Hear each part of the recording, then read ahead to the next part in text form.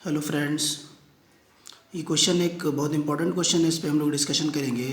The construction of tall buildings can affect the duration of day and night.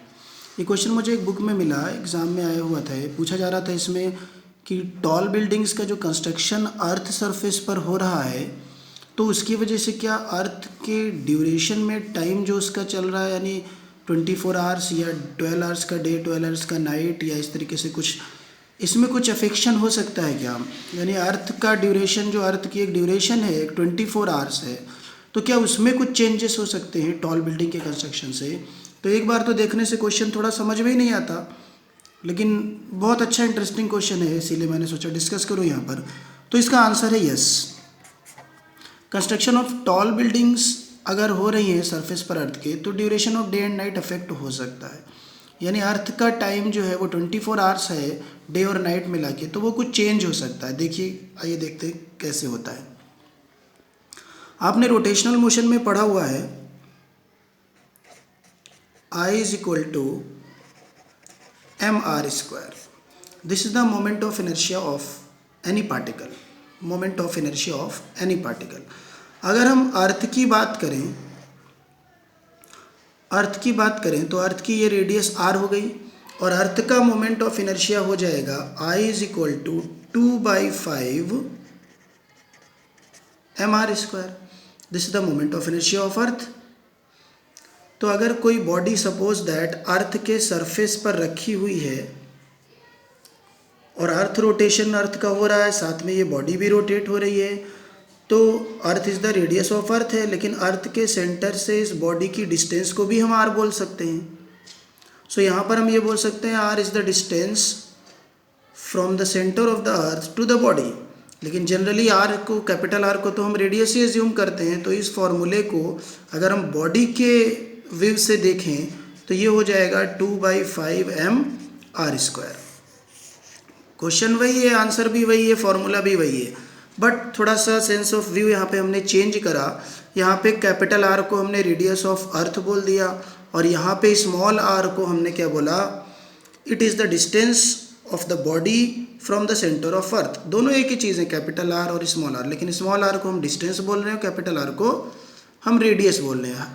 Even in this case small R is equal to capital R होगा। तो चाहे तो आप 2/5 capital R M, 2/5 capital M capital R square लिख सकते हो, या फिर आप 2/5 कैपिटल एम स्मॉल आर लिख सकते हो। अगर आप रेडियस बोलते हो तो कैपिटल आर, डिस्टेंस बोलते हो तो small R. In this case दोनों सेम होंगे।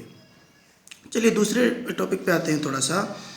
अगर मान लीजिए अर्थ सरफेस है और इस पर कोई एक टॉल बॉडी का कंस्ट्रक्शन चल रहा है, टॉल बॉडी का, तो आपको पता है ये रेडियस ऑफ अर्थ हो गई, और ये क्या हो गया?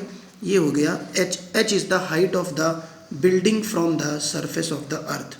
तो in this case small r क्या हो गया? स्मॉल आर को हम डिस्टेंस लेते हैं, स्मॉल आर हो जाएगा r plus H. Small R r plus H हो गया। आगे देखते हैं। अब इसमें h ऐड हो गया, तो आप देख रहे हो कि ये डिस्टेंस तो बढ़ गई आपकी। पहले क्या था? पहले बॉडी सेंटर से r डिस्टेंस पर यानी सरफेस पर रखी हुई थी, यहाँ पर बॉडी सरफेस पे नहीं, सरफेस से ऊपर पहुँच गई थोड़ी, यानी इसकी हाइट बढ़ गई। अब आप देख रहे हो कि यहाँ पे आपने ऊपर अभी समझा है I inverse directly proportional to r²। अभी हमने मोमेंट ऑफ इनर्शिया का ये जो फॉर्मूला लिखा है, इसमें I is equal to mr², यहाँ से होगा I directly proportional to r²। It means that अगर आप I को इंक्रीज, R को इंक्रीज करते हो तो आपका I भी इंक्रीज होगा।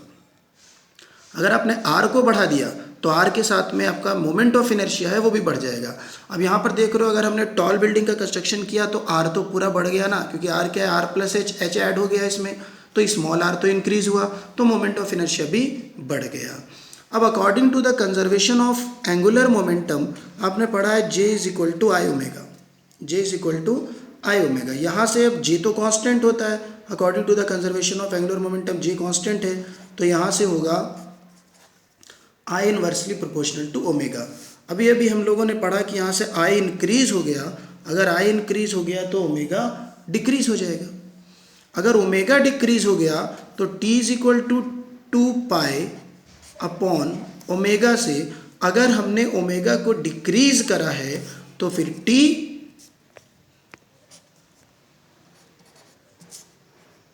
इंक्रीज हो जाएगा। देखिए यहाँ से आई इंक्रीज हुआ, आई क्यों इंक्रीज हुआ? क्योंकि आर बढ़ गया। जब आर बढ़ गया तो आई बढ़ गया, और जब आई इंक्रीज हो गया तो ओमेगा डिक्रीज हो गया।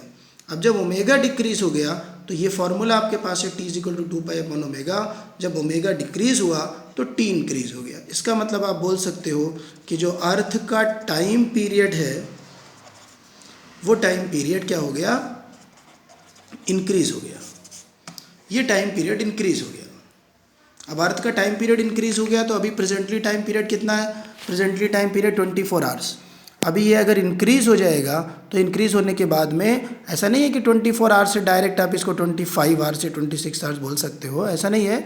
हाँ 24 आवर्स अभी प्रेजेंटली है तो 24 आवर्स से 24.1 हो सकता है, 24.2 आवर्स हो सकता है, बस इतना इंक्रीमेंट होता है। It is depend on the height of the building. जितनी ज़्यादा बिल्डिंग की हाइट होगी उतना ही ज़्यादा अर्थ का टाइम पीरियड इंक्रीज हो जाएगा।